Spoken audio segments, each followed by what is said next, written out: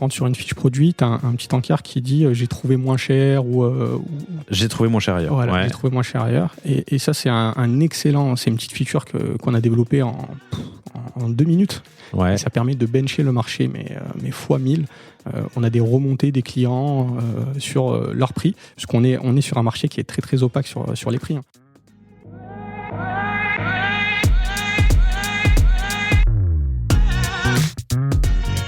Bonjour, bienvenue dans Le Panier, le premier podcast e-commerce. Mes invités cartonnent et me livrent leurs secrets de réussite et les problèmes qu'ils ont rencontrés pour qu'on puisse, ensemble, apprendre à vendre mieux et plus.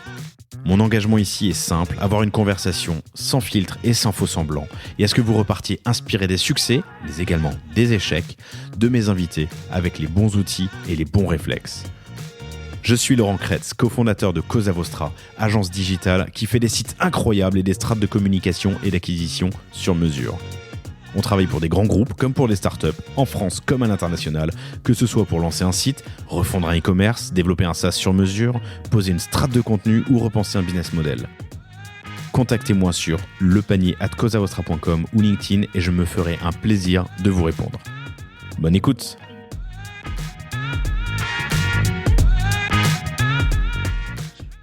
Bonjour à tous, très heureux de vous retrouver aujourd'hui pour ce nouvel épisode du Panier. J'ai l'immense plaisir de recevoir Karim Berraoui, qui est responsable de l'acquisition vendeur pour une marketplace qui s'appelle Warmango. Et Warmango, c'est quoi ? C'est une marketplace spécialiste et verticale, avec une verticale pour les experts du bâtiment. Tout à fait Laurent. Salut Karim, ça va ? Salut Laurent, ça va très très bien. Écoute, je suis ravi d'être là. Tu nous présenteras Warmango dans quelques instants.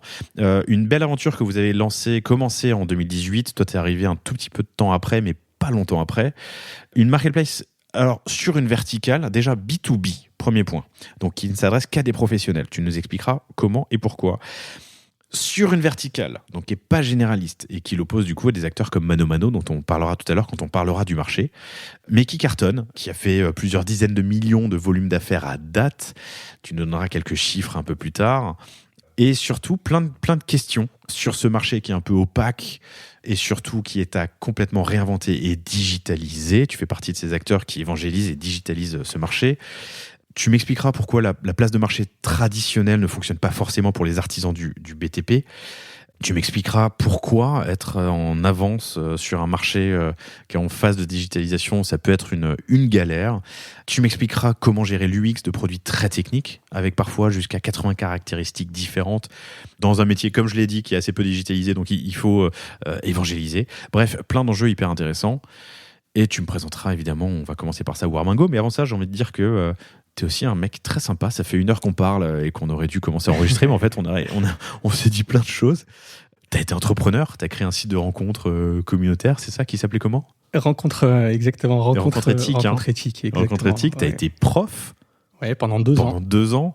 Tout à fait. Tu fais de l'investissement dans l'IMO, t'as déjà 3 invests. Exactement, et 3 biens, ce qui m'a d'ailleurs donné mon appétence pour le métier du bâtiment. T'as plein de side projects et tu as 28 ans. Petit con, j'ai envie de dire, pardon, excuse-moi. Mais bon, bref, un mec assez cool. Et tu me disais que t'étais un grand fan du panier. Si je te demande ton top 3, là, aujourd'hui, à recommander aux auditeurs, aux auditrices qui nous écoutent. Effectivement, grand fan du panier. Je pense les avoir quasiment tous écoutés. Allez, j'en ai peut-être loupé 1 ou 2 sur le lot. Et si je dois te faire mon top 3... Top 5, top 10, top 1. Allez, on part sur le top 3. Je te dis si j'en ai 5, mais le top 3, incontestablement, l'épisode Joe, J-O-W. Excellent, que j'ai adoré. L'épisode sur Castorama aussi. Joe, c'est l'épisode, il est un peu plus vieux, c'est 145. Super épisode. Sabatier, le fondateur, il est brillant, c'était riche. Super épisode. Et on s'en inspire pas mal chez Warmango aussi. On pourra peut-être en revenir dessus plus tard. Castorama aussi. Castorama avec Romain Boulot. Excellent épisode. Alors ça, c'était l'épisode. Je suis en train de chercher le numéro parce qu'on l'a. Hop. Mais vous cherchez. C'est Kingfisher, pardon. Voilà, c'est ça. Le nom de la boîte au-dessus de Castorama et de plusieurs autres boîtes, c'est l'épisode 162. On a parlé de symétrie, donc de symétrie des attentions et du futur du retail. Hyper intéressant. Ouais, super intéressant. Et dans mon top 3, je mets aussi BIM Énergie. Je crois que celui-là est assez récent. Ouais, sur la partie panneaux solaires, qui est également très, très, très, très intéressant. Ouais, c'était l'épisode, je vous le retrouve tout de suite, 176. Donc 145, 176, et qu'est-ce que j'ai dit et 162 pour Castorama. Ouais. 176 avec BEEM, donc BEEM, énergie. Il démocratise l'installation en self-service de panneaux solaires. Tout à fait, excellent. Toute la partie DIY est également hyper intéressante. Cool, trois épisodes à vous recommander par Karim. Merci Karim. Bon, bienvenue. Merci. C'est quoi Warmango ? Alors Warmango, Warm and Go, donc chaleur en anglais, and go, d'où le nom. Pour moi, je cherchais War et Mango et je me demandais ce que Mango voulait dire. Mais tu sais que c'est la manque de la guerre. Exactement, quoi. C'est ce qu'on nous dit à chaque fois, mais non, c'est bien Warm and Go. Ok. Warm and Go, bon, comme tu l'as très bien introduit, on est une marketplace spécialiste réservée aux professionnels du bâtiment. Marketplace, c'est un terme que j'ai pas forcément besoin de définir, surtout sur le panier. Aujourd'hui, on met en relation une centaine de vendeurs qui proposent leurs produits sur notre plateforme auprès de 20 000 artisans du bâtiment professionnels, comme on l'a bien précisé. Donc, on est vraiment exclusivement réservé et dédié aux professionnels. Un particulier, par exemple, ne peut pas passer commande sur Warmango. Donc ça, c'est la première chose importante. Et la seconde, comme tu l'as dit, c'est qu'on est spécialiste ou vertical, comme on aime bien utiliser ce terme aujourd'hui, puisqu'on est vraiment expert de 4 catégories de produits, qui sont la plomberie, le sanitaire, le chauffage, et on débute sur l'électricité. Ok, donc quelques verticales plutôt que généraliste comme d'autres, mais on y reviendra. Donc lancé en 2018, je l'ai dit, plus de 20 000 clients livrés à date. Plus de 20 000 clients livrés à date, tout à fait, 20 000 commandes. Et 3 000 clients uniques. C'est ça. C'est ce que tu m'as donné comme chiffre. Ouais. Ce qu'on appelle un client derrière, et derrière aussi une partie des clients fidélisés, on va dire. Donc les clients fidélisés, ça va être les clients qui vont passer commande au moins une fois par mois. Okay. Sur 5 mois d'affilée. Mais donc, tu as presque un taux de repeat qui est hyper intéressant. C'est presque un x10. C'est un x6,5, quoi. C'est le seul moyen de pouvoir créer de la valeur sur notre verticale, c'est le taux de repeat. Ok. 40 000 refs en catalogue. Exactement. Et une bonne partie chez vous, ça fera partie des sujets qu'on abordera puisque le stock est déporté. Vous avez votre propre stock. Tout à fait. On a une grosse partie fulfillment et on a été assez précurseur avec les marques sur cette solution-là. Ok. Et des paniers moyens élevés, c'est du B2B, c'est du bâtiment, plus ou moins 1 000 euros le panier. On est aux alentours de 1 000 euros sur le panier moyen, puisqu'on travaille sur des chantiers complets. Okay. Et donc forcément, ça monte très très vite. Et à ma connaissance, je ne sais pas si tu connais une boîte qui fait sur du e-commerce pure player, un panier moyen à ces alentours-là, mais... à ma connaissance, on est sur des paniers moyens qui sont assez importants. Si je prends un exemple d'une marketplace qui va proposer des produits équivalents, on est plus aux alentours de 150-200 euros sur le panier moyen. Est-ce que, donc 3 000 clients, 20 000 clients livrés en tout, ça fait donc, je l'ai dit, à peu près 6 commandes et demie 6-7 commandes par client. Tu fais combien de commandes sur un chantier ? Tu as ce chiffre ou pas ? Donc un artisan qui va te commander des pièces ou du matériel, sur ce même chantier, il va faire combien de commandes ? Ça va vraiment dépendre de l'artisan. Le client très organisé, il va te passer une commande complète pour son chantier. Le client un peu moins organisé, tu peux monter jusqu'à 5-6 commandes pour un chantier. D'accord. Mais donc si tu as une bonne partie ou si tu as une partie de tes clients qui sont organisés, c'est tout à fait politiquement correct. Non, mais ça veut dire qu'ils te recommandent sur plusieurs paniers, plusieurs chantiers. Tout à fait. Ok. À fait. Cool. Alors, vous avez aussi été racheté par un groupe qui s'appelle Vanmark. Exactement. Un groupe belge. C'était quand ? Alors, le rachat, donc on s'est adossé au groupe en février 2022, donc cette année en début d'année. Tout récent. Donc là, on est en pleine intégration. Et tu as fait partie des discussions. En tout cas, tu étais proche au niveau de l'intégration. Voilà, j'étais pas, on va dire, dans les réunions, mais j'étais très très proche puisqu'on était quand même sur un rachat. Donc, c'est un mariage qui s'est fait, qui s'est plutôt bien passé globalement. Alors février 2022, il n'est pas encore fini le mariage. Il faut voir si on est encore sur la ligne de miel, c'est ça. On est encore sur les débuts, c'est sûr. Mais en tout cas, c'est un mariage qui faisait sens. Et l'important, c'est également qu'on a vraiment choisi le partenaire à qui on allait s'adosser. Il y a beaucoup de données qui ont matché entre Vanmark et Warmango. De leur côté, ils nous apportaient beaucoup de connaissances marché, puisqu'on est sur un groupe qui est historique, qui est familiale et qui laisse beaucoup d'indépendance aussi aux entreprises qui rachètent. Donc ça, c'était hyper important pour nous. Et vas-y, pardon. Non, dis-moi. Et tu me raconteras, on atterrira là-dessus, mais cette intégration, les synergies, le sens que ça fait pour vous et où vous allez. Exactement. Cool. Parle-moi un peu du marché. On va commencer par ça, très high level. Vaste question. Alors sur le marché, si on parle déjà poids économique, donc là je parle uniquement de la plomberie sanitaire et chauffage, donc j'exclus l'électricité. On est sur un marché qui représente 5 milliards d'euros, uniquement sur la distribution professionnelle. Je n'inclus pas la distribution grand public que tu vas retrouver chez des Leroy Merlin, des Castorama. Donc 5 milliards d'euros. Pour te faire la ventilation entre les catégories, c'est à peu près 2,8 milliards pour le chauffage, 1,4 pour le sanitaire et un peu plus de 800 000 euros pour la plomberie. J'ai pas fait le calcul, mais je vous fais confiance, chers auditeurs, pour me dire si c'est juste. Ok, 5 milliards en B2B uniquement, sur les verticales que vous attaquez. Exactement. Ok. Et là-dedans, c'est ce que tu m'as dit, tu ne mets pas le B2C, donc le particulier qui va acheter son robinet à Leroy Merlin ou ailleurs, ou Castorama pour le reciter. Okay. Exactement. Donc un marché important. Un marché important qui a un gros poids économique et qui est dominé par ce qu'on appelle les négoces. Donc les négoces, ça va être les distributeurs spécialisés qui ont pignon sur rue, puisqu'aujourd'hui c'est 99%. Il y a vraiment une part infime pour les autres acteurs. Et ces négoces-là, donc c'est les acteurs principaux, ils se partagent le marché en deux. Donc tu as un Big Four qui ont 50% du marché. Dans ce Big Four, tu as un gros big qui est Saint-Gobain. Ok. Je croyais que Saint-Gobain, je le limitais à des vitres et du. Saint-Gobain, ils sont partout. Okay. Non, Saint-Gobain, c'est un énorme groupe et donc ils ont une division sanitaire chauffage qui fait un tiers du marché. Ok. Voilà. Donc un Big Four qui fait 50% du marché et le reste. Mais attends, là tu parles de négoce. Vraiment de négoce. Donc ils font de l'achat-vente. Ils font de l'achat-vente, c'est des distributeurs. Okay. Des distributeurs. Mais aujourd'hui, c'est eux qui dominent ce marché-là de la vente aux professionnels. Donc il y a des producteurs, il y a des négociants, comme Saint-Gobain détient un tiers du marché ou des 50%? Un tiers du marché. Un tiers du marché. Okay. Et les 50% restants appartiennent, tu me dis si je ne suis pas assez clair sur les chiffres, mais c'est bien important à comprendre. Les autres 50%, on est sur un marché qui est totalement fragmenté, avec énormément de réseaux indépendants. Ok. Des distributeurs indépendants qui vont avoir 3 magasins jusqu'à 60 magasins pour les plus gros. Donc, je suis professionnel, j'ai besoin d'un chauffage. Il y a 5 milliards, c'est un marché qui représente 5 milliards. Sur les 5 milliards, il y en a 50% qui sont dominés par 4 grands négociants, dont Saint-Gobain qui fait un tiers de tout le marché. Exactement. Et le reste, c'est des réseaux indépendants. Donc, c'est un distributeur que je vais appeler, qui est mon distributeur du coin, pour acheter mes 5 chauffages pour mon chantier. Exactement. Ok. Exactement.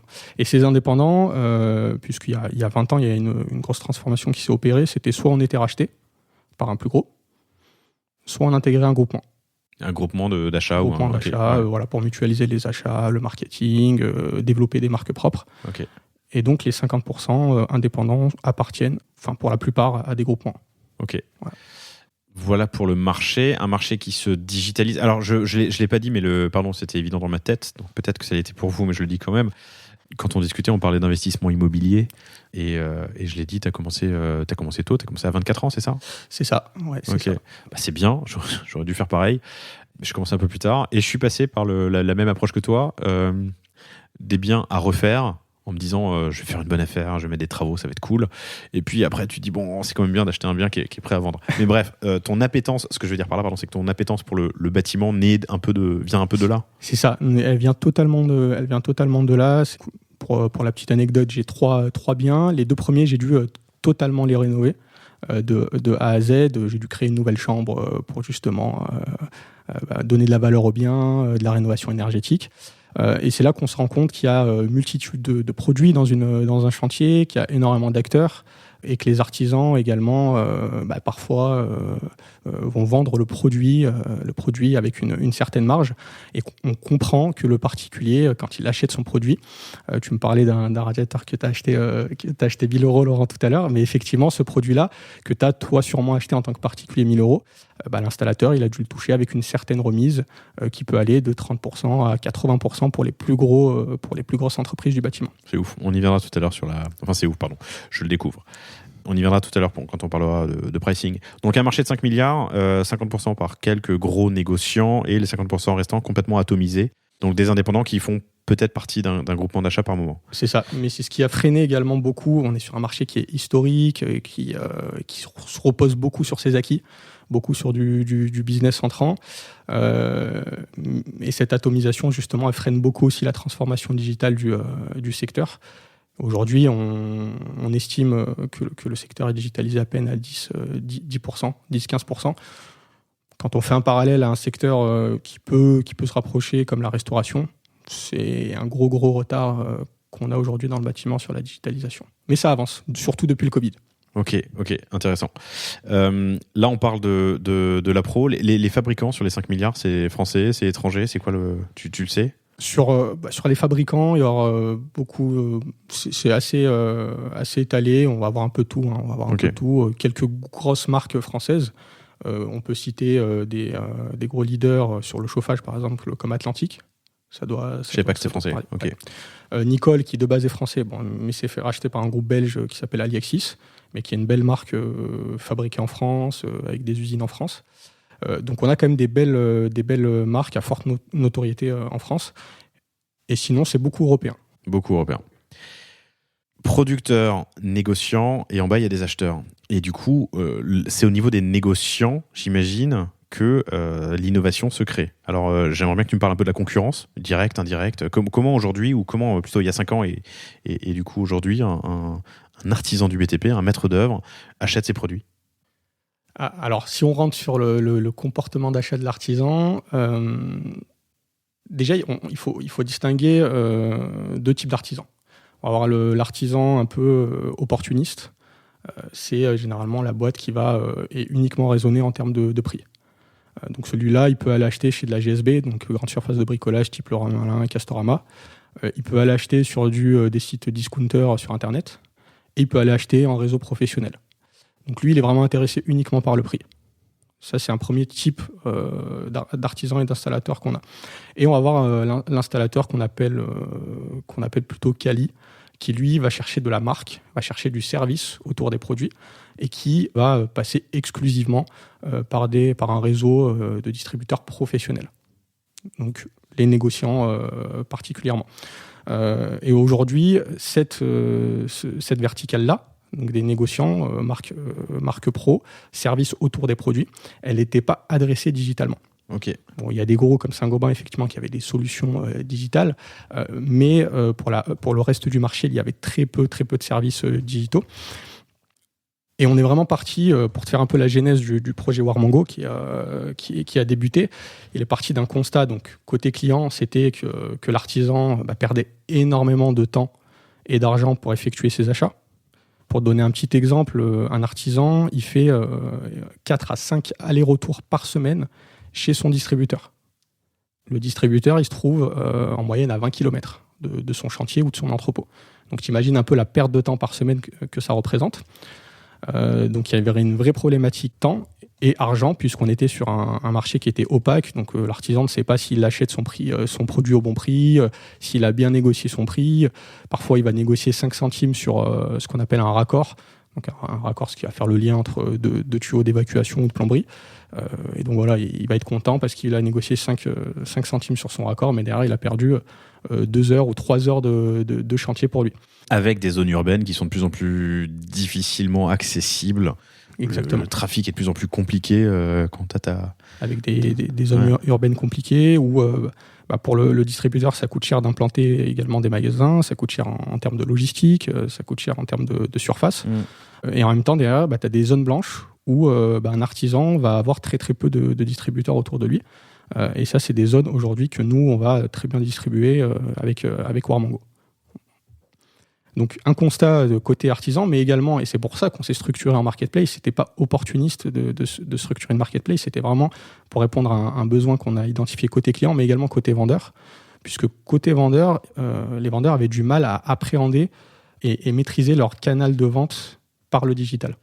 Les vendeurs voyaient vraiment ça comme une menace au départ, en 2018.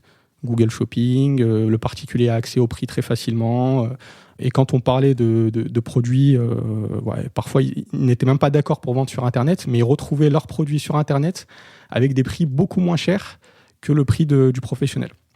Et donc, c'était perçu comme une menace par les vendeurs, par les marques. Et on a dû faire un gros travail, nous, d'éducation sur le digital auprès des vendeurs pour leur expliquer qu'il y a des solutions pour pouvoir vendre et maîtriser leur catalogue sur online. Donc ça, c'était aussi un premier pain qu'on a identifié chez les vendeurs. Et ils avaient également un second pain qu'on avait vu chez les vendeurs, c'est qu'il y avait énormément de mal à faire du branding. Ils n'arrivaient pas à pousser leurs innovations, et avec leur réseau traditionnel, je parle, et ils n'arrivaient pas à brander un peu leurs produits, puisque leur réseau traditionnel avait plutôt tendance à pousser leur marque propre, qui est plus générateur de marge pour eux. Donc il y avait également un gros point sur cette partie-là. D'où le fait de créer une marketplace. Ok, et arrivent des acteurs comme Warmango. Comment tu le prononces du coup ? Warmango. Et Mano Mano aussi, qui est très connu. Vous faites le choix. Alors, j'ai plein de questions qui viennent là, mais je voudrais parler positionnement, je voudrais parler différenciation avec Mano Mano, mais du coup, en fait, la réponse est peut-être la même. C'est quoi la différence avec Mano Mano ? Alors aujourd'hui, qui a plus de notoriété auprès du grand public, et il y a une bonne partie de nos auditrices et auditeurs qui sont tout à fait professionnels du bâtiment. Tout à fait. Non, mais Mano Mano, il y a absolument aucun sujet. Effectivement, alors déjà, nous, on n'est pas vraiment concurrent, puisque Mano Mano est plus généraliste. Nous, on est vraiment une marketplace verticale. Donc, c'est-à-dire qu'on est expert de 4 catégories, plomberie, comme j'ai dit, plomberie, sanitaire, chauffage, électricité. Quand sur Mano Mano, ça va être 14 catégories, de l'animalerie, de l'aménagement pour jardin, énormément de produits. Donc, différence numéro 1, verticalité sur quelques verticales. Exactement. Et surtout, c'est une UX pensée pour le plombier chauffagiste.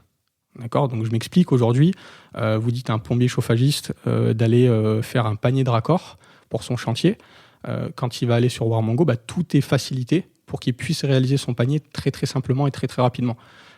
Quand sur un site, une marketplace généraliste, c'est l'enfer. Je te laisserai essayer si tu veux, Laurent, mais c'est l'enfer pour faire son panier. Et je vois qu'il y a une entrée dans le menu. Dans le top menu, il y a chaudière, eau chaude, WC et raccord de plomberie. Exactement. Parce qu'il doit y avoir des milliers de pièces et des milliers de refs et des milliers de tailles. Exactement. Beaucoup de déclinaisons, des tailles différentes. C'est vraiment très compliqué de faire un panier. Donc après, l'idée, c'est d'automatiser, de créer des listes préfaites, de pouvoir accompagner l'installateur. Et c'est là, pour revenir un peu à Joe, c'est là qu'on s'inspire pas mal de Joe, puisque on apparente pour l'artisan faire ses achats au quotidien à le particulier aller faire ses courses. Aujourd'hui, quand je dois aller me faire mes courses, je dois mettre ma baguette de pain, je dois mettre différents produits alimentaires, et si j'ai 40 produits, c'est 40 produits que je dois ajouter dans le panier. Et aujourd'hui, pour un artisan, c'est la même chose. C'est intéressant parce que du coup, ça explique pourquoi tu as un panier à 1 000 €. Enfin, ça explique, pardon. En partie, j'imagine. Alors, un chauffage, ça coûte 300 balles ou 500 balles, j'en sais rien. Quoique, remiser, du coup, c'est ça, tu nous en parleras après.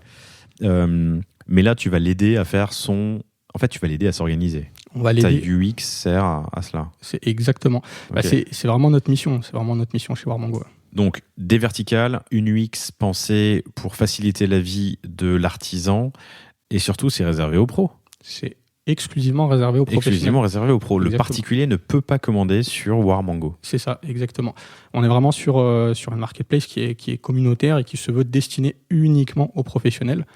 Là, pareil, on veut redonner, offrir au client cette expérience qu'il a chez son distributeur. Dès qu'il va chez son distributeur, ce qu'il adore, l'artisan, c'est prendre son café avec son commercial, c'est discuter avec les autres plombiers, c'est échanger, puisque dans sa journée, il a très peu le temps de faire ça. Il est tout seul, il a énormément de tâches à faire. Un artisan, il commence sa journée à 6h du matin, il la termine à 23h.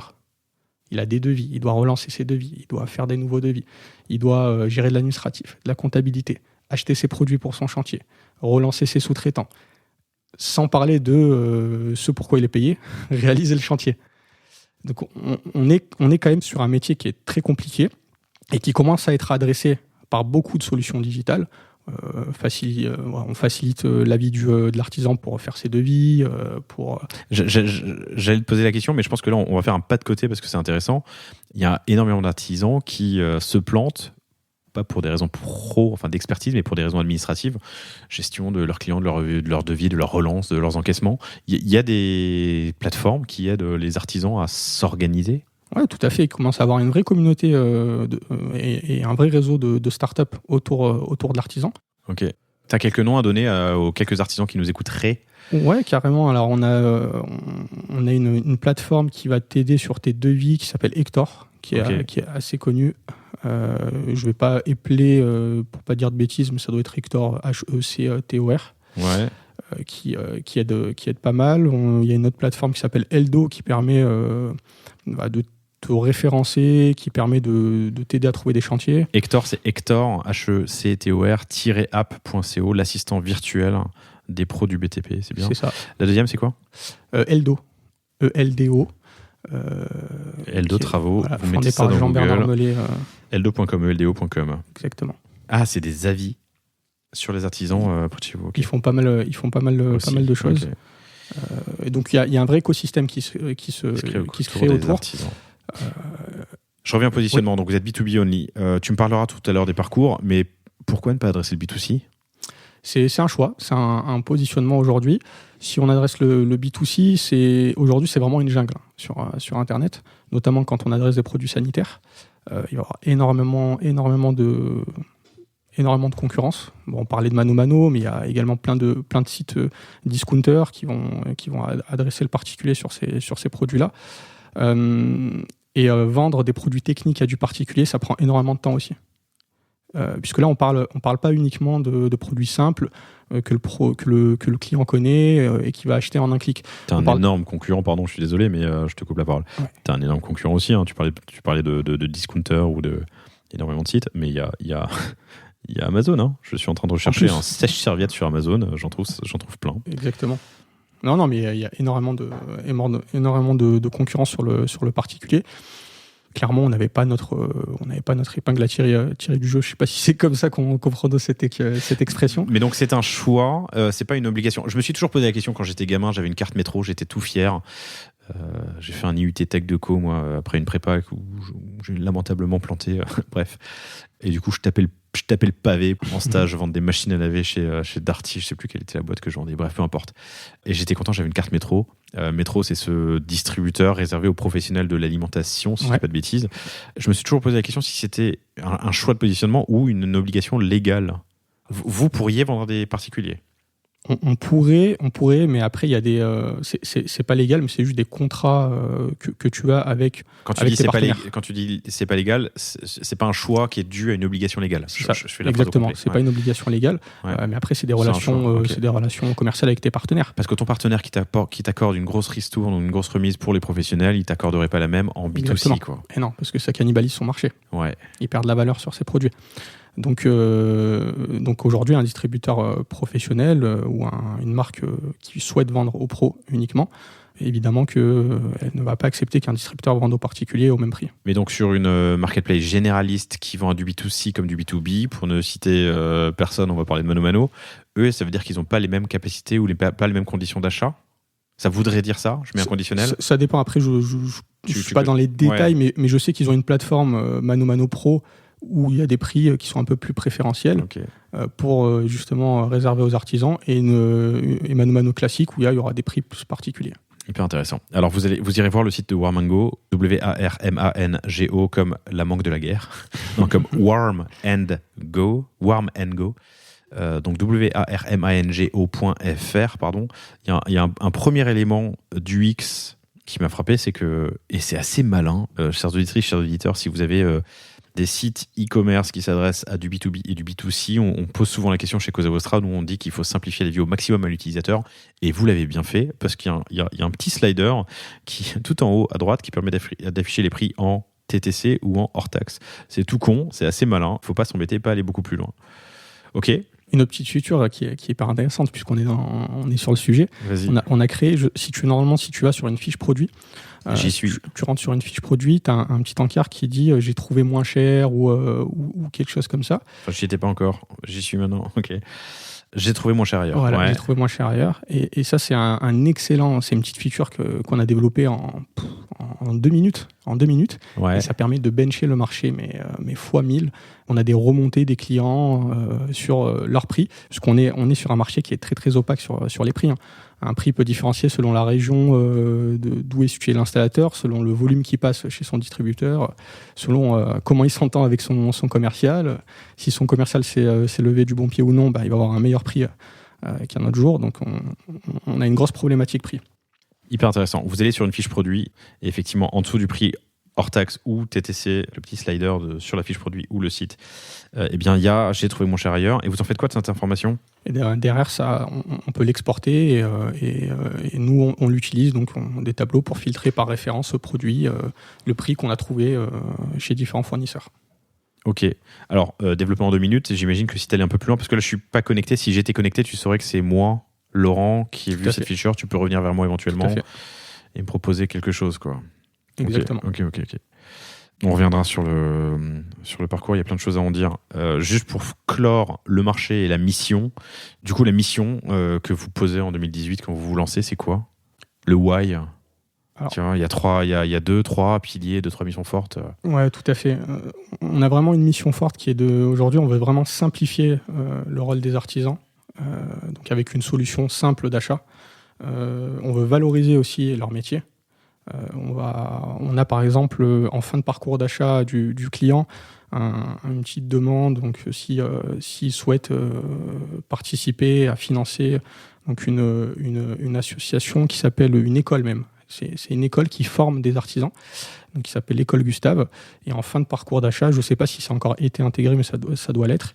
L'artisan peut donner 1,50 € pour cette école et pour former les futurs plombiers chauffagistes de France.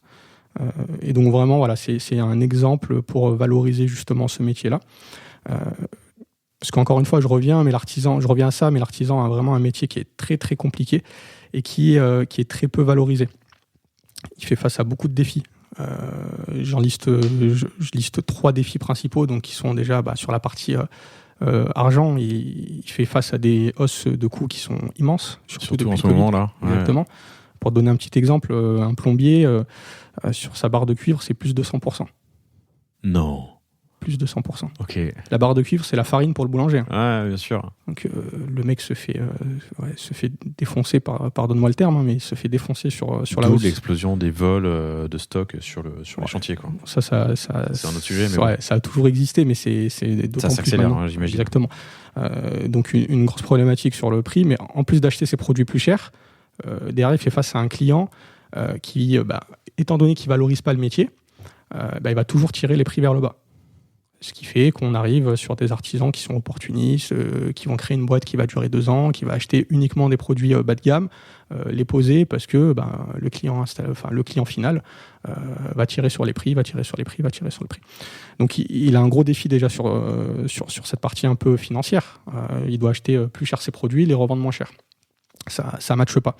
Il a un second gros défi qui est sur la partie temps, comme je l'ai expliqué, on va pas revenir dessus, mais c'est 6h, 23h à fond, multitâche, gérer multiples problèmes. Et c'est également une grosse partie formation, puisqu'aujourd'hui, c'est un marché qui est en totale mutation. Il y a des grosses mutations, notamment juridiques, avec l'aéro 2020, la rénovation énergétique, et il doit rester alerte sur ce qui se fait sur son marché, sur les innovations, sur les formations qu'il doit mener. Et ça encore, c'est un gros défi et il n'a pas forcément le temps de le faire. Et on doit l'aider également sur cet aspect-là. Ok, compris. Alors, dernière question, après je vais clore sur ce sujet, mais vous vous lancez en 2018 sur un marché qui n'est pas forcément encore très digitalisé. Le mec, que tu l'as dit, commence à 6h, finit à 23h. C'était trop tôt, c'était trop tard, c'était le bon moment en termes d'éducation, tu vois, et de maturité de ton persona. Très très important, surtout quand on lance un projet aussi complexe. C'était quand même très très tôt, que ça soit côté vendeur ou côté client, on n'était clairement pas prêt et on a eu un gros travail évangélisation. Exactement, d'éducation auprès du client et du vendeur. Et sur ça, on a beaucoup été aidé également par Mano Mano. On s'est vraiment soutenu sur cette partie-là, puisque on a petit à petit digitalisé le client artisan qui avait un peu moins peur de passer ses commandes sur Internet. Parce qu'il y a une chose qui est assez particulière avec l'artisan, c'est que pour ses achats particuliers, il va s'acheter une télé, il va s'acheter peu importe les produits, il va passer commande sur Internet comme tout le monde. Quand on arrive sur la partie professionnelle, là il est beaucoup plus réticent. Là, il ne sait plus faire. Là, il ne sait plus utiliser son application. Et donc, on s'est pas mal heurté à ça. C'est qu'il y avait une grosse peur pour le client de passer commande sur Internet. Et Mano Mano nous a fortement aidé à un peu éduquer le marché. Un peu ouvert la voie, quoi. Okay. Tout à fait. Hyper intéressant. Rentrons dans les ops, parce que tu l'abordes. Il est 23h, le mec, il est dans une zone blanche. Après avoir commandé ses machins sur Amazon, il commence à se poser des questions en perso.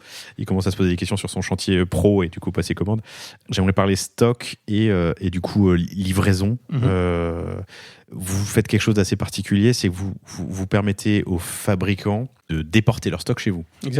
Exactement, on a été assez précurseur sur ce qu'on appelle maintenant le fulfillment.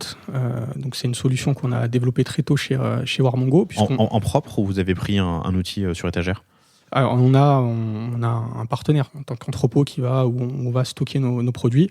Et pareil pour le transport, c'est derrière des flottes de sous-traitants. Ouais. Et l'outil en lui-même, l'outil digital pour gérer le stock. C'est totalement en propre. Okay. Au départ, la tech, quand on a lancé la marketplace, on était sous WizzaPlace. Je ne sais pas si tu connais. Mais en front. Ouais. Oui, pardon. WizzaPlace, c'est une solution de marketplace. Ouais. Comme il y en a d'autres, comme Miracle ou Iceberg, enfin bref. Et en front et on était géré aussi en back. WizzaPlace gérait aussi le back, ouais, d'accord. Et du coup, l'entrepôt et les ordres et le fulfillment. Okay. En back-office, on était également avec cette solution-là. Du coup, petit à petit, on a développé notre propre solution. Et maintenant, on a récupéré toutes les briques et la logistique également. On en parlera, mais ce choix est intéressant. Sur les stocks, pourquoi avoir fait ce choix d'avoir un stock externalisé, enfin déporter des fabricants, des producteurs chez vous ? C'était un choix. Warmongo, quand on s'est lancé... Excuse-moi, je te coupe la parole, mais vous l'avez fait dès le lancement ? On l'a fait dès le lancement, puisque dès le lancement, on a eu l'idée d'attaquer et d'aller chercher des marques.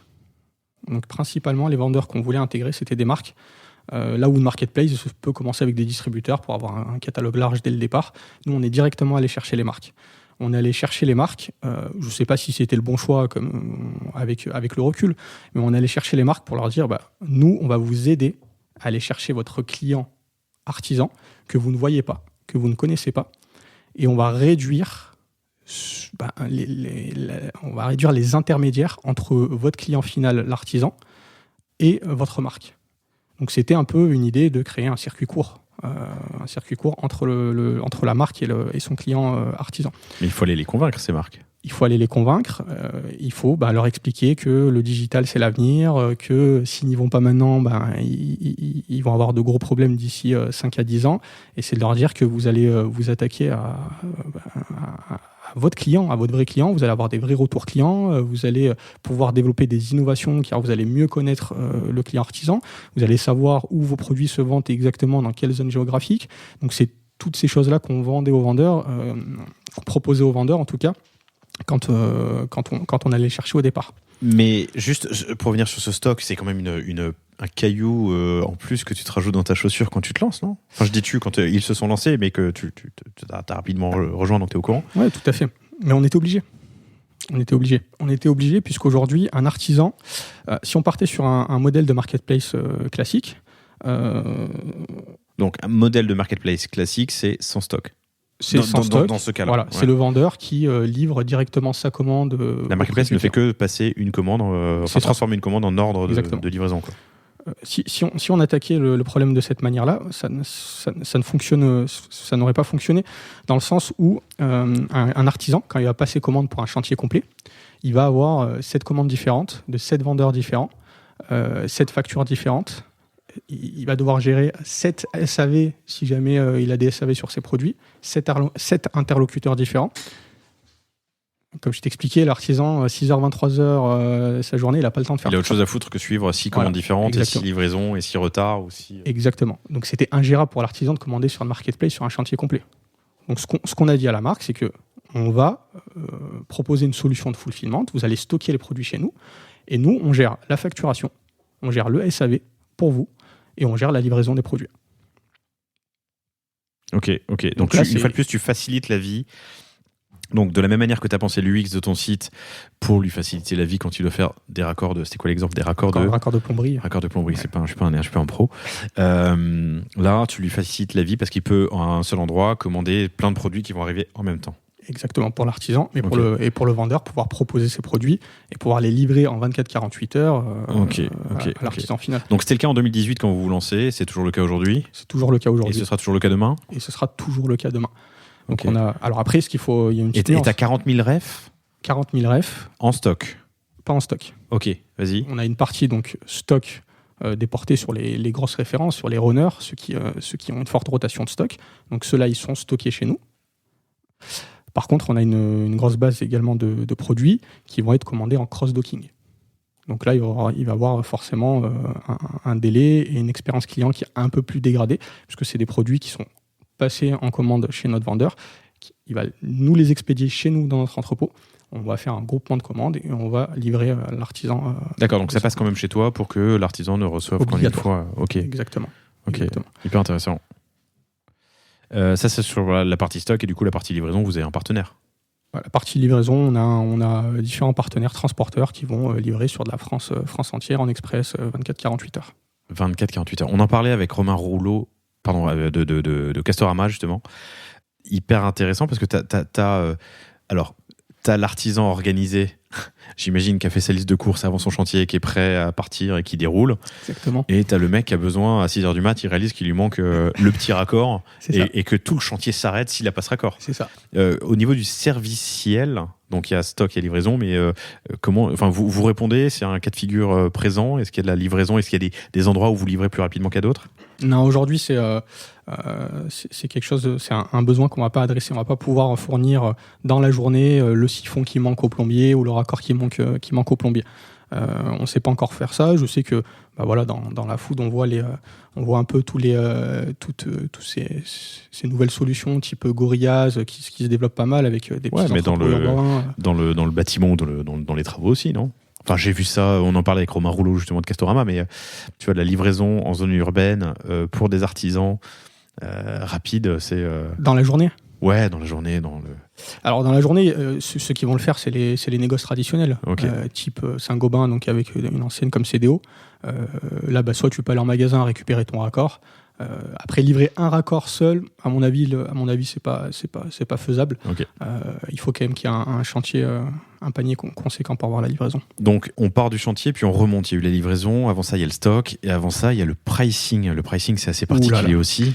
Oulala, carrément. Ouais, le pricing.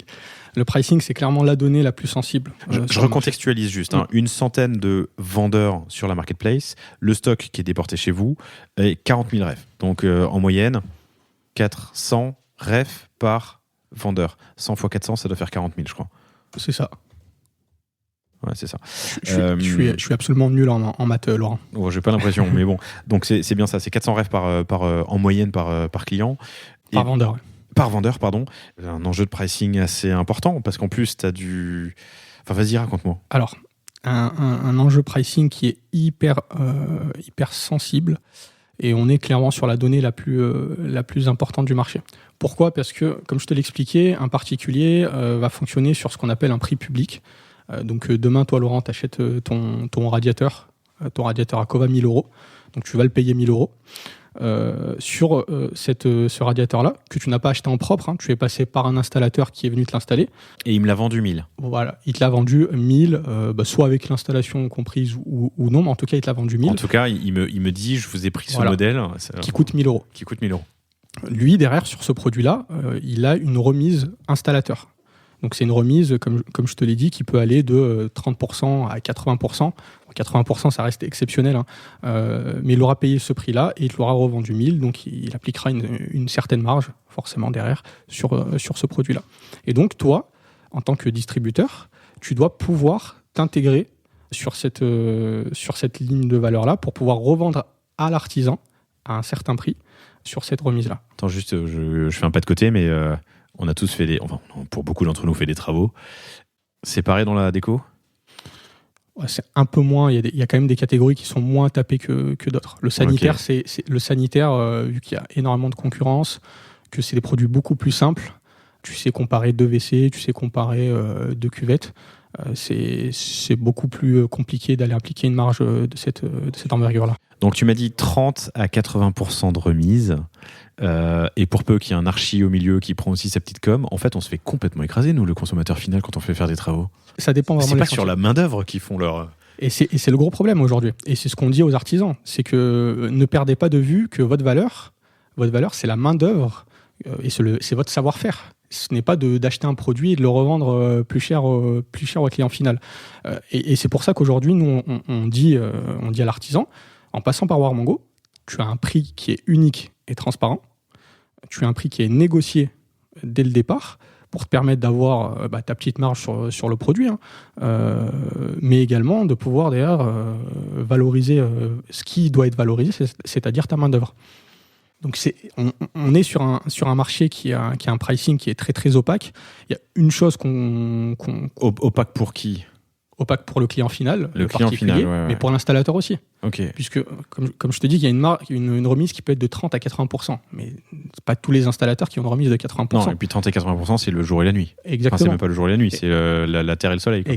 Exactement. Mais aujourd'hui, nous, on ne comprend pas chez Warmango, quand un jeune installateur se lance, donc il lance son activité de plomberie chauffage, pourquoi cet installateur-là devrait avoir des prix différents d'un installateur qui opère depuis 10-15 ans. Ça n'est pas normal. Et sur un devis, forcément, ça crée un décalage qui n'est pas justifié. Puisque l'installateur qui est établi, qui a ses habitudes et qui a négocié ses prix, va avoir des prix beaucoup moins chers qu'un jeune installateur qui se lance. Donc c'est pour ça qu'aujourd'hui, on adresse aussi pas mal de jeunes installateurs qui se lancent, puisqu'ils vont avoir des prix qui sont négociés dès le départ. Et on va leur proposer des tarifs intéressants dès le lancement de leur activité. Ok.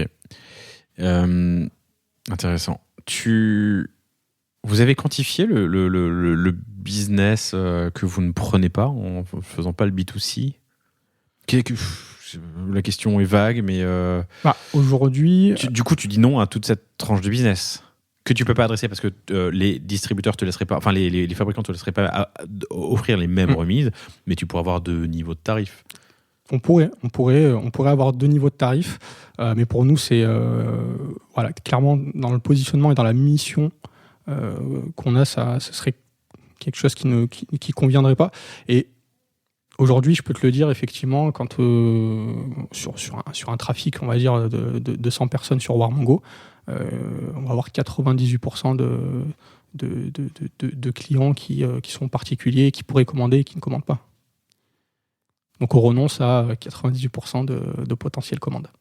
C'est énorme. Hein. C'est énorme. Alors vous faites il y a quoi ? Il y a une vingtaine de millions d'euros de volume d'affaires qui sont passés sur Warmango depuis son lancement. Si je fais un calcul rapide de un panier moyen fois 20 000 clients livrés, et 98% de rebond parce que c'est du particulier. Mais c'est très bien parce que ça me permet d'enchaîner sur les parcours justement sur le site. Donc on est parti du chantier, on est remonté avec la livraison, puis le stock, puis le pricing, et avant il faut faire un achat. C'est quoi le parcours client chez Warmango ? Alors, donc déjà, ce que vous allez réaliser, pardon, je te coupe la parole. 4e fois dans cet épisode, c'est pas très sympa aujourd'hui. Laurent, enfin, reprends-toi. Vous allez sur le site, alors déjà, il y a plein de choses intéressantes, hein, les avis vérifiés que vous mettez en avant, le slider, prix hors taxe, prix TTC. Une fois qu'on arrive sur une fiche produit, il y a ce j'ai trouvé moins cher ailleurs qui vous permet de benchmarker, ça c'est plutôt très cool. Mais en tout cas, tout ça est derrière, enfin, pour aller plus loin, j'allais dire un paywall, c'est pas un paywall, c'est un inscription wall, une inscription. Donc il faut s'inscrire. C'est ça, tout à fait. Aujourd'hui, donc tu arrives, donc on va te chercher par différents canaux assez classiques, ads, SEO.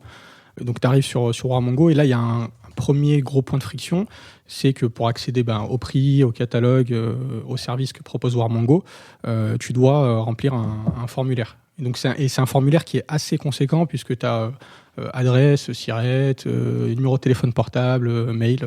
Ça veut dire que vous vous souvenez, chers auditrices, chers auditeurs, Warmango, c'est destiné uniquement aux professionnels, d'où la nécessité de mettre un SIRET. C'est ça. Est-ce que vous vérifiez ensuite le code APE pour vérifier si je suis bien un professionnel du bâtiment ou pas ? Tout à fait. Derrière, tu es rappelé, donc une fois inscrit, tu es rappelé par un technico-commercial. On pourra revenir sur les technico-commerciaux qui sont la valeur phare un peu de ce qu'on propose également, qui sont très très importants dans ce parcours client, qui vont valider justement l'inscription l'inscription faite.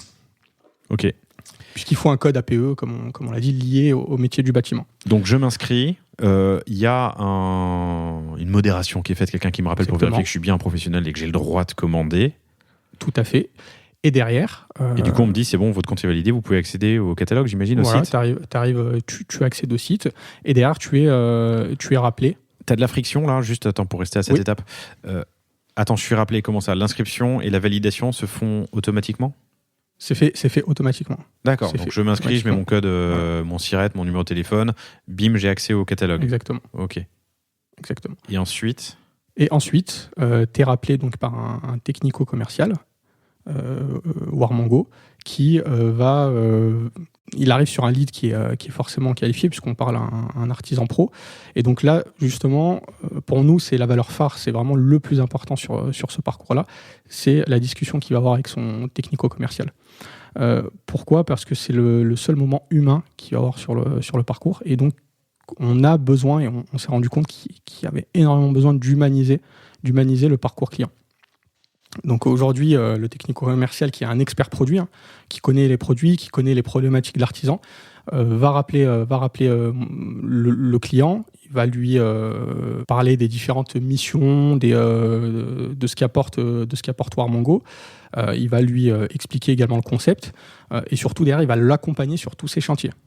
Donc il va rester avec lui tout au long de sa vie chez Warmango. Vous êtes combien chez Warmango ? On est une quarantaine. Et les technico-commerciaux ou les c'est les 15 SDR, on pourrait appeler ça dans ça. notre startup, sont chez vous en interne. Exactement. Et tu as 3000 clients qui Exactement. commandent régulièrement. En moyenne, 7 fois, c'est ce que je disais en intro, au cours des quelques dernières années, donc c'est pas rien. C'est ça. Mais ça prend du temps. Ça prend du temps, mais le but aussi du technico-commercial, c'est d'automatiser un minimum le client artisan. Il est surtout là pour créer de la confiance, le technico-commercial, l'aider également sur ses chantiers, l'accompagner techniquement, mais par contre, comme on revient sur un panier de raccord, c'est la baguette de pain pour le plombier. Donc sur toutes ces commandes-là, il doit passer sa commande seul derrière. Donc il y a quand même une certaine autonomie que le client doit acquérir pour que le business model tienne forcément. Mais en tout cas, on est sur un technico-commercial qui doit créer de l'humain. Clairement, aujourd'hui, on a créé un discours qui, pour les technico-commerciaux qui est assez bien ficelé, puisqu'on va demander à l'artisan comment il va, on va lui poser des questions très, très, très humaines. Comment se passe ton chantier ? Est-ce que tu as eu des problèmes sur ta semaine ? Et on se rend tout de suite compte que là, on brise la barrière de l'appel commercial classique, puisque l'artisan derrière il va se confier et ça devient un technico-commercial, donc il devient commercial forcément. Technicien également, expert produit, puisqu'il va lui proposer des produits assez techniques, mais également assistante sociale, puisqu'il va récupérer énormément de doléances de l'artisan. J'ai ma roue qui a crevé, je me suis fait piquer mon matos dans mon camion. Et donc le mec, forcément, il a personne à qui se confier pendant sa journée. Et donc son appel avec son technico-commercial, ça lui permet de se confier, de lui dire un peu tous les problèmes qu'il a eu au cours de sa journée. Et ça a une vraie valeur pour l'artisan. Ok. C'est beau, mais c'est une sacrée mission et ça doit être bien chronophage quand même, quoi. Je me suis inscrit, mon inscription est validée directement, je peux accéder au catalogue, je suis rappelé directement. Je commande en ligne ou au téléphone ? Tu commandes en ligne. Maintenant, on a eu depuis 2018 pas mal de commerciaux qui ont passé des commandes à la place de l'artisan, voilà. Pour l'artisan. Ok. C'est ça. Ou qui ont fait le panier, qui ont créé le panier. C'est un peu des coachs d'achat aussi. Ils vont créer le panier de l'artisan et le soir, l'artisan quand il rentre, il vérifie son panier, il le valide. Ça peut arriver aussi. Okay. Mais on a un gros challenge et ça on le sait sur l'automatisation du client. Et du coup, je me pose une question bête, mais en préparant cet entretien, chers auditrices, chers auditeurs, je lève le voile. On s'est dit qu'il y a 2 types d'artisans. L'artisan organisé qui va faire préparer tout son chantier, faire une seule commande. Et l'artisan qui est moins organisé et qui va faire 4 commandes sur un chantier parce qu'il a oublié le raccord, quoi. Okay. Ma question est donc la suivante sur cette deuxième catégorie d'artisans. J'imagine qu'il y a une bonne partie des commandes et de la consultation qui doit se faire en mobile, sur le chantier, avec de la poussière et du plâtre sur les mains, parce que putain, il manque 3 pinceaux ou 7. Je vais pas faire semblant de connaître des trucs que je connais pas. Mais bref, le site est pas forcément optimisé. Alors, je testais là pendant que je parlais avec Karim. C'est un enjeu, c'est un sujet. C'est une question ou c'est un non-sujet? Si, c'est un gros sujet aujourd'hui et l'application, il me semble qu'on l'a lancée en... Ah, j'ai pas vu l'app. Pardon. T'es allé directement sur le... Je suis allé directement sur le site. Ouais. On a lancé une application il y a un an et demi, il me semble, qui est beaucoup plus pratique pour l'artisan. Mais effectivement, aujourd'hui, il y a beaucoup de challenge tech à relever également sur ce sujet-là pour simplifier la vie de l'artisan qui est sur le chantier, qui prend les mesures de sa paroi de douche et en même temps veut passer la commande sur l'application aujourd'hui. Il doit pouvoir le faire, mais c'est pour ça qu'aujourd'hui, c'est assez chronophage au niveau des technico-commerciaux parce que le client va prendre la mesure de sa paroi de douche et là, il va appeler son technico-commercial plutôt que passer sa commande directement sur l'app. J'imagine que lors de votre développement, vous avez de super enjeux d'IA, de reconnaissance d'image. Enfin, tu vas prendre en photo ta paroi de douche pour savoir s'il faut un joint de 16 ou un joint de 18. Je sais pas si ça existe. Je dis des trucs au hasard, mais c'est fun, quoi. On a des gros enjeux tech sur la fiche produit également, puisqu'on va permettre aux vendeurs de pouvoir proposer des vidéos, des tutos directement sur la fiche produit pour savoir tous les aspects techniques et du produit. Il y a énormément d'enjeux sur la partie fiche produit, même sur on pourra en faire des heures, même sur le parcours client, puisqu'aujourd'hui, en fait, on a. Tu me dis si je m'égare un peu, Laurent. Vas-y. On a identifié en fait 3 types d'achats chez les installateurs. Donc c'est je démarre un chantier, ça va être un achat de stock. Donc je veux refaire mon stock de raccord plomberie, ou ça va être un achat ponctuel. J'ai oublié 2 produits pour un chantier. Et donc, ces 3 types d'achats, aujourd'hui, on doit pouvoir les adresser avec un assistant d'achat automatisé. Donc, ça veut dire, je commence un chantier, et derrière, tu nous donnes un peu les spécificités du chantier, et nous, on va te suggérer les produits à mettre sur ce chantier-là. Si tu dois faire un achat de stock, tu as une liste qui est déjà faite, puisque c'est un achat récurrent. On sait quel stock tu as et quel produit il te manque. Et là, on te propose automatiquement les produits qui vont te manquer pour ton stock. Et un achat ponctuel, à ce moment-là, mettre en place peut-être un peu plus de recherche qui sont des commandes qui sont un peu plus compliquées à anticiper. Mais voilà, c'est les 3 types aujourd'hui d'achats qu'on doit pouvoir automatiser chez l'artisan. Écoute, on enchaîne là-dessus parce que ça m'intéresse. On parlera d'acquise un peu après, mais c'est intéressant parce que du coup, tu deviens un acteur partenaire et serviciel d'un artisan dont tu vas essayer de simplifier la vie. Exactement. Vous êtes parti sur une plateforme clé en main, WizaPlace. Vous y êtes toujours ? Non, on a développé en propre notre tech et notre propre solution marketplace, puisqu'on faisait face à de trop nombreux challenges et de trop nombreuses spécificités pour avoir une marketplace et une solution prête à l'emploi. Ce qui n'est pas mal en soi, hein, et je le dis pour vous, chers auditrices, chers auditeurs, mais partir avec une solution clé en main permet d'aller plus vite. Et surtout de ne pas réinventer la poudre sur des sujets où vous êtes encore en phase de test de produit ou test de marché. Ah, clairement, je pense que c'est même une très bonne solution. Tordre un produit sur étagère trop, il y a un moment où peut-être ça vaut le coup de... On n'y arrivait plus. On l'a beaucoup tordu, le modèle WizaPlace, et derrière, il y avait... on l'a même trop tordu, je pense. Et donc, on s'est rendu compte que c'était quand même assez compliqué. Mais du coup, c'est vachement structurant, parce que tu m'as dit tout à l'heure que WizaPlace gérait le fulfillment et le front, le e-com. Là, du coup, vous avez redéveloppé en propre. C'est ça. On a redéveloppé en propre et je peux dire que oui, c'était pas une partie de plaisir. Nos développeurs, je pense, sont encore en sueur d'avoir repris cette. Vous avez fait en interne ? On l'a fait en interne. Okay. On l'a fait en interne, notamment avec donc un développeur qui est une superstar qui a réussi ce challenge-là de reprendre un peu. Un dev ? Pas un seul dev, mais c'est lui qui a géré en tout cas le projet. Lead. Exactement. Lead dev. Le lead dev qui a géré un peu le projet. Est-ce que tu peux nous donner son nom qu'on aille le démarcher ? C'est une blague. Ok. Et du coup, ce lead dev qui a mené ce projet de maître et on a récupéré brique par brique toute notre solution et on l'a redéveloppée brique par brique. Combien de temps ça a pris ? On a mis, et c'était phénoménal, puisque ça allait très très vite, on a mis 8 à 10 mois. 8 à 10 mois. Ouais. 8 à 10 mois, honnêtement, c'est rapide. Ouais, tu viens de dire, j'étais en train de chercher son nom et je l'ai trouvé. Vous êtes. Fais attention, Laurent. Pas de message. Vous avez mis 8 à 10 mois pour passer d'une solution full, vous appelez sur étagère, à votre. C'est rapide. C'est rapide. Le front, l'admin du front, le e-com et la gestion du fulfillment. C'est très très rapide, mais c'était indispensable. Et on était obligé de le faire sur ce timing-là. Parce que voilà, on arrive vraiment en fin de vie avec With the Place. Il y avait beaucoup. Notre marketplace est trop spécifique pour pouvoir s'adapter à ce type de solution. Mais comme tu le dis, quand on lance une marketplace et qu'on doit le faire rapidement, une solution comme With the Place ou Miracle fait totalement sens. Ok.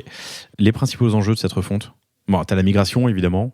Mais ensuite, ça te permet du coup d'être libre sur le côté serviciel, comme je le disais, ou comme tu l'expliquais, parce qu'on est parti de là, de pouvoir proposer, par exemple, dans la recherche. Raconte-moi les. Non, mais c'est un gros enjeu au niveau des features qu'on va pouvoir proposer, au niveau des services qu'on va pouvoir proposer à nos artisans, sur l'UX notamment, qui est essentiel, sur le référencement des produits, puisqu'aujourd'hui, la marketplace verticale, elle doit pouvoir proposer une offre qui est harmonisée et qui est pertinente. Et donc, sur tout cet aspect-là, au niveau du PIM, c'était impossible de pouvoir proposer des produits avec, je prends un raccord de plomberie, c'est des dizaines, même des centaines parfois de déclinaisons. Tu prends un receveur de douche, tu peux avoir une soixantaine de tailles différentes. Tu prends une pompe à chaleur ou un radiateur, tu dois pouvoir...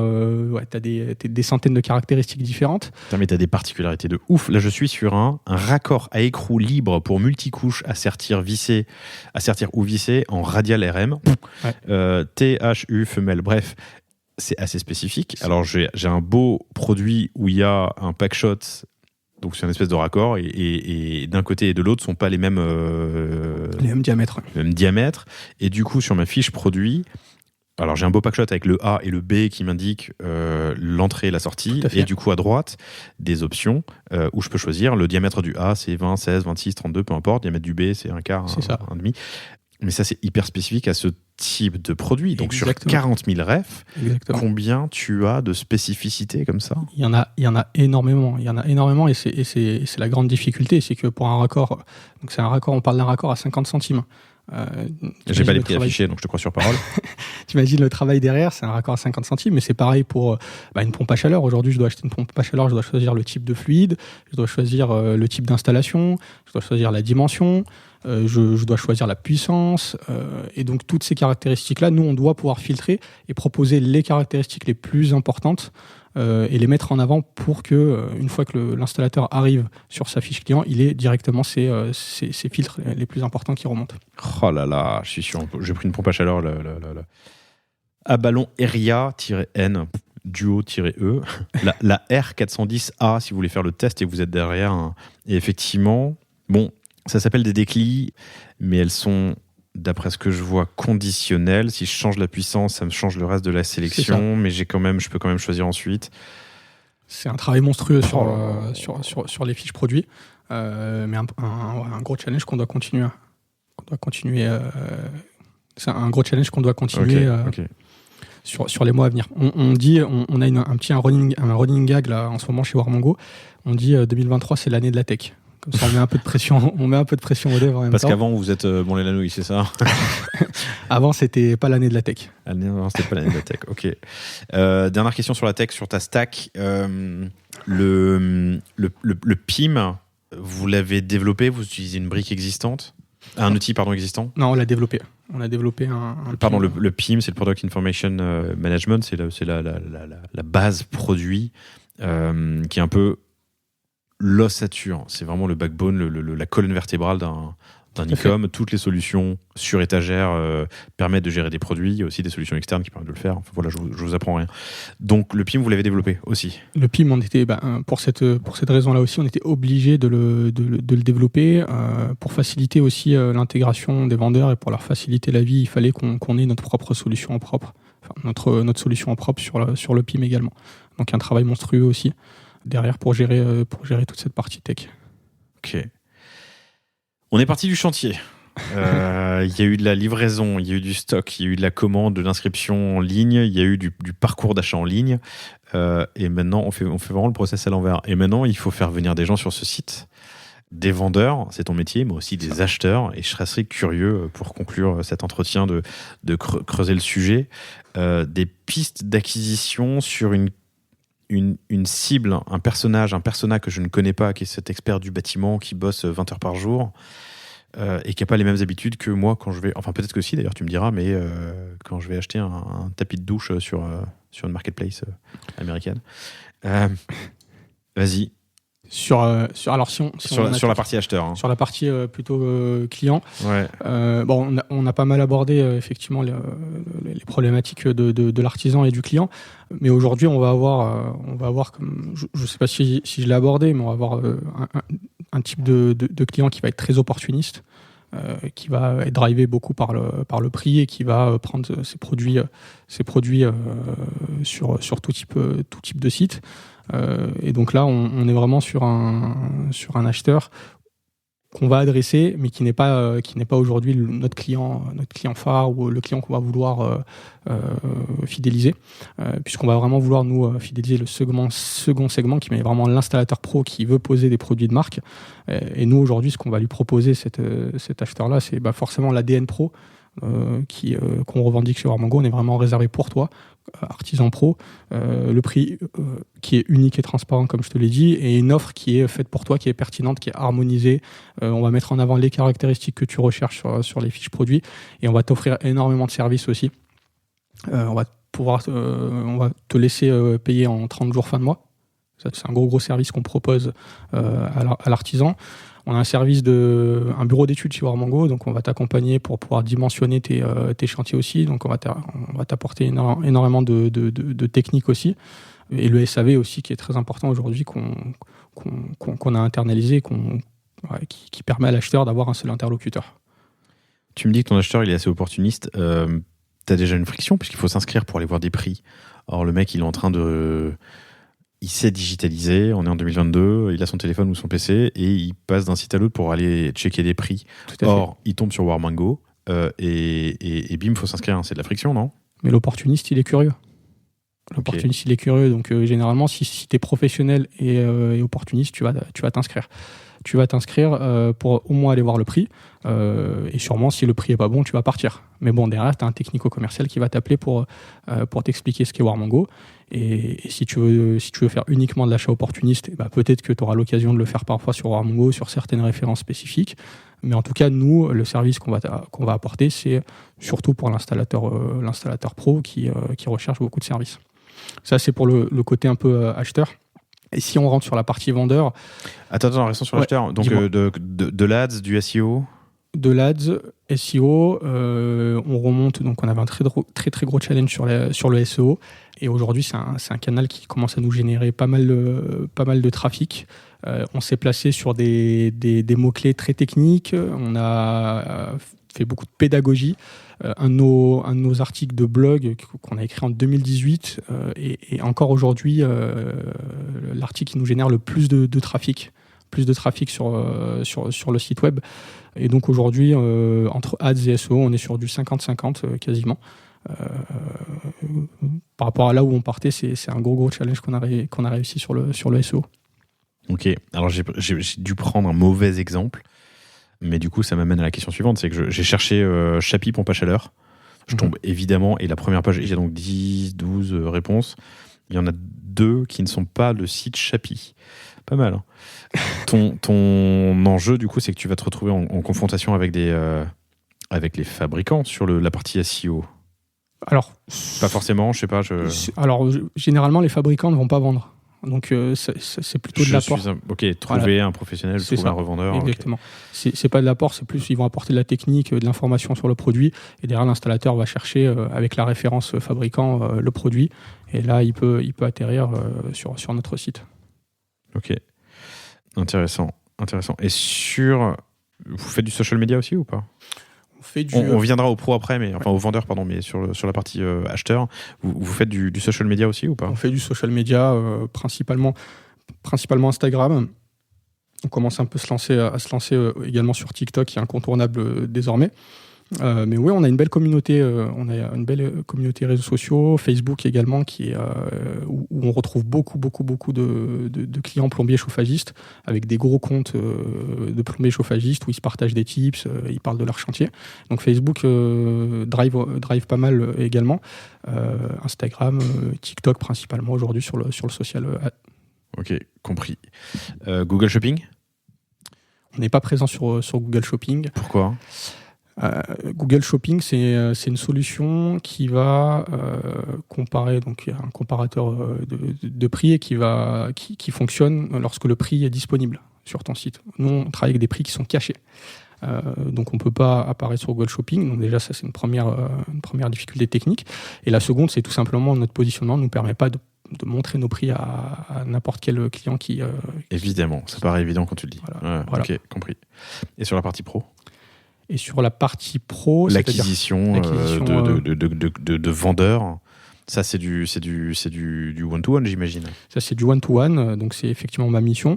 Et donc là, ça se fait beaucoup par...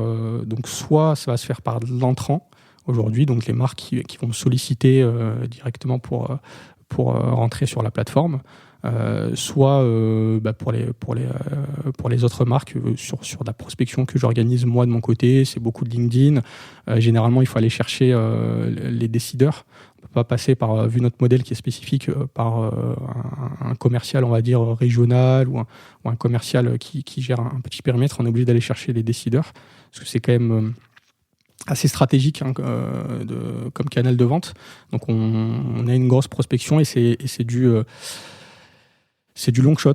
C'est du long shot. Aujourd'hui, pour intégrer un vendeur, une marque ou un industriel, il faut compter entre 4 et 12 mois. Pour l'intégrer sur Warmango. Voilà. Okay. Donc intégrer totalement de la partie logistique, flux, création des flux, choix du catalogue aussi. Entre combien de temps tu m'as dit ? Entre 4 et 8 mois ? Entre 4 et 12 mois. Entre 4 et 12 mois. Et à partir du moment où tu as dit go, il faut combien de temps ? À partir du moment sur ces 4 à 12 mois, combien de temps de négo et combien de temps d'intégration ? À partir du moment où on se dit go, l'intégration, là aussi, ça va beaucoup dépendre de la motivation du vendeur et de la bande passante de notre côté également, mais il faut compter 2 mois à partir du moment où les négociations sont closes pour tout intégrer. Donc il y a une grosse partie, tu l'as compris, de négociation. Ouais, bah oui, j'imagine. Juste, on va boucler la boucle comme ça, mais dans ce marché, il y a des fabricants, des acheteurs, et au milieu, ce fameux négoce. Trust, donc 5 milliards sur ce marché, sur les verticales que vous attaquez, et ce négoce, c'est 4 gros acteurs qui se partagent 50% du marché, c'est ça. 50% complètement atomisés sur des petits distributeurs, parfois regroupés en groupements d'achat, et maintenant des acteurs comme vous. Exactement. C'est là que vous êtes. Donc lui, il a le choix entre ces 4 gros acteurs qui l'écrasent, ces plus petits regroupés sous forme de regroupement d'achat, et vous, sur lequel pour l'instant, il y a moins d'écoulement puisque vous faites quelques dizaines de millions sur les 5 milliards, c'est pas grand-chose. Quoi. Exactement, on a encore une grosse part de marché à aller chercher. On représente aujourd'hui très peu sur ce marché, mais l'important, c'est la croissance qu'on génère aujourd'hui et qui continue d'augmenter. Donc on est sur un marché en tout cas où il y a énormément d'opportunités. Intéressant. J'ai aimé la manière dont on a abordé cet acheteur qui est un peu inhabituel sur le panier, donc professionnel du BTP sur les chantiers toute la journée, qui gère une petite entreprise. J'imagine que c'est 95% 99%, j'en sais rien, des acteurs, non, les petites entreprises de services généraux, comment on dit, c'est pas services généraux, c'est tout corps d'État, quoi. Ouais, les tout corps d'État. Mais aujourd'hui, et c'est ce qui freine aussi la transformation digitale, c'est qu'il y a quand même très très peu de gros acteurs dans le bâtiment. Donc il y aura les connus, les Bouygues, les Vinci, mais derrière c'est des entreprises entre 5 et 10 salariés. Ouais, c'est ça. Une entreprise de 10 salariés, c'est une très grosse boîte de BTP. Donc on est quand même sur un marché où il y a énormément de clients et beaucoup de petits clients, des artisans seuls qui du coup n'ont pas forcément de solutions préfaites, etc. Donc d'où la complexité pour transformer digitalement ce marché. Ok. Mine de rien, très long épisode, on va faire la liaison sur le G. 1h15 qu'on se parle. déjà Ouais, c'est trop chaud, ça va vite. J'espère que cet épisode vous a plu. Moi, il y avait une question que j'avais envie de te poser. Donc, on va parler du rachat et de ce que ça... Enfin, de rachat, d'intégration, je ne sais pas comment on le dénomme. C'est arrivé en février 2022. Ça va faire 8-9 mois, bientôt 1 an. Exactement. Je serais heureux que tu m'en parles un tout petit peu pour comprendre comment ça s'est passé. Chers auditrices, chers auditeurs, si vous nous quittez maintenant, parce que ce sujet ne vous intéresse pas, j'espère que ça vous a plu. Mais restez parce que ça va être passionnant. Encore quelques minutes. On peut le faire rapidement. On s'est adossé au groupe Vanmark, qui est un groupe belge. Donc c'est le 3e distributeur européen. C'est typiquement, il rentre dans la catégorie des négoces, dont je parlais tout à l'heure. Et c'est un mariage. Donc on est encore sur la lune de miel pour l'instant. Donc c'est un mariage qui s'est fait en février 2022. Et ce qui est intéressant, c'est qu'on a vraiment choisi Vanmark, de s'adosser à Vanmark, puisque d'un côté, eux, ils nous apportaient beaucoup de connaissances marché. C'est un groupe familial et historique. Ils nous apportaient également un financement du projet Warmango qui continue à croître et qui a besoin forcément de financement. Et nous, de notre côté, on leur apportait également une certaine maturité sur le digital, sur un projet également marketplace. Et surtout, ils ont une grosse appétence pour un développement en France. Et donc aujourd'hui, on leur a également apporté cette carte-là. Donc c'est un mariage où tous les aspects étaient ouverts pour pouvoir réaliser de belles choses. Et en plus, ce qui nous a conforté dans la décision, c'est que Vanmark a racheté un site de B2C de sanitaire, de vente de produits sanitaires, en 2004. Et c'est une très très très très belle réussite. Le site s'appelle Sawidey. Et c'est une excellente réussite puisqu'aujourd'hui... Comment tu l'écris ? Sawidey. Et c'était une très très grande réussite, ce qui nous a également conforté dans l'idée que c'était le bon partenaire. Le bon partenaire pour avancer, quoi. Tout à fait. Et comment se passe l'intégration ?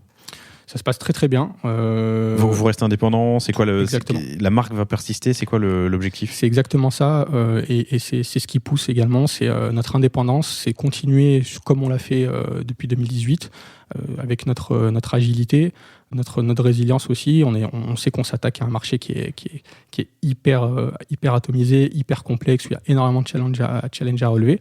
Et ils ont vu qu'on déroulait, qu'on était très très bien. On est une équipe jeune, la moyenne d'âge doit être aux alentours de 27-28 ans.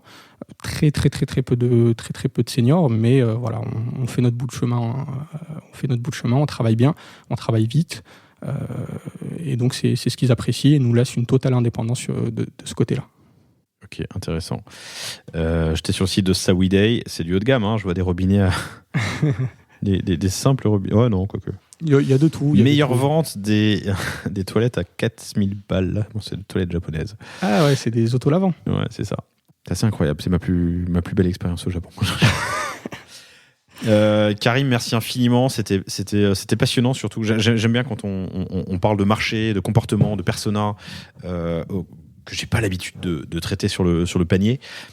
J'espère, chers auditrices, chers auditeurs, que cet épisode vous a plu, que vous aussi vous avez appris des choses comme moi. Karim, merci. Merci à toi, Laurent. C'était passionnant et j'ai adoré ce moment-là. Alors, vous lancez aussi d'ailleurs... Ah putain, j'en ai pas parlé. Dans l'acquisition, vous lancez un podcast. Ouais, tout à fait. On lance un podcast, le comptoir du BTP, on l'a appelé. Donc c'est un podcast qui va traiter justement des aspects marché un peu pour donner un peu plus de visibilité à ce marché-là, que les artisans mais également le particulier puissent un peu l'appréhender et mieux le comprendre. Donc voilà, c'est plein de différents sujets qu'on va aborder dans ce podcast, le comptoir du BTP. Mais à quelle destination ? L'artisan ? Ça va être l'artisan, vraiment tous les acteurs, tout l'écosystème du marché. Donc ça peut être les distributeurs, ça peut être les artisans, mais également le client final. On va aborder différentes thématiques, de la plus large à la plus spécifique. Donc ça va être assez intéressant. On a enregistré 4 épisodes déjà. C'est déjà sorti ou tu sortiras quand on aura plus ? Okay. Exactement, oui, on est d'accord. en train de mettre en place les... Ça sortira quand ? On devrait le lancer début d'année prochaine. Le comptoir du BAT. Le comptoir du BTP, pardon. Tout à fait. Je vois un autre podcast qui s'appelle 6 heures du BAT. Je trouve ça malin comme... Ah, je la connais, ouais. Marie Blaise qui a fait qui fait ce podcast-là. Eh bien, on lui passe le bonjour. Autant il a fallu digitaliser déjà pour qu'ils achètent en ligne. Les experts, les artisans du bâtiment, ils écoutent des podcasts ? Tu crois qu'ils écouteront des podcasts ? Eh bien, écoute, ça commence à arriver. Il y a des podcasts. Il y a aussi une grosse communauté d'influenceurs qui commence à se développer autour du bâtiment. C'est là-dessus où je voulais aller, ouais. Et on a, pour citer un peu certains gros influenceurs, tu vas retrouver Steph Aria qui va faire des petits tutos. Qui est mon idole. Steph Aria, je pense pas que tu nous écouteras, mais sur TikTok, il est formidable. En plus, il est alsacien. Ah, je savais pas qu'il était alsacien. Je crois, je vois sa plaque d'immatriculation qui se termine par 67 assez régulièrement et je crois déceler un petit accent. C'est possible, mais non, mais excellent, Steph Aria. On va avoir Kelly Cruz aussi, une carleuse, il me semble. Alsacienne aussi. Les Alsaciens sont incroyablement présents sur TikTok. C'est dingue. Je suis incroyablement chauvin.